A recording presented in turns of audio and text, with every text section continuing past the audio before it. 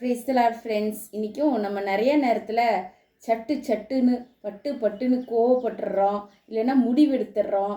எதையாவது அவசரப்பட்டு நம்ம செஞ்சிடறோம் ஃப்ரெண்ட்ஸு. அவசரமாக நிறைய டைமில் நான் கூட அவசரமாக தான் சரி முடிச்சிடணும் அப்படின்னு நினச்சி செய்கிறது ஃப்ரெண்ட்ஸ். ஆனால் ஆண்டவர் பாருங்கள் எவ்வளோ பொறுமையாக இருக்கிறாரு.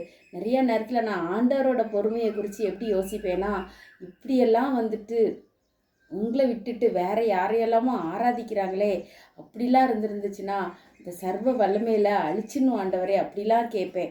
ஆனால் ஆண்டவர் எவ்வளோ பொறுமையாக எல்லா ஜனங்களை குறித்தும் இருக்கிறாரு ஃப்ரெண்ட்ஸ். அந்த பொறுமை, யோபு எவ்வளோ பொறுமையாக இருந்தாங்க, அந்த பொறுமை இது மாதிரிலாம் யோசித்து பார்க்கும்போது நம்மலாம் ரொம்ப பொறுமையாக இருக்கணும் ஃப்ரெண்ட்ஸ். இதுக்காக நம்ம நிறைய ப்ரேயர் பண்ணணும்.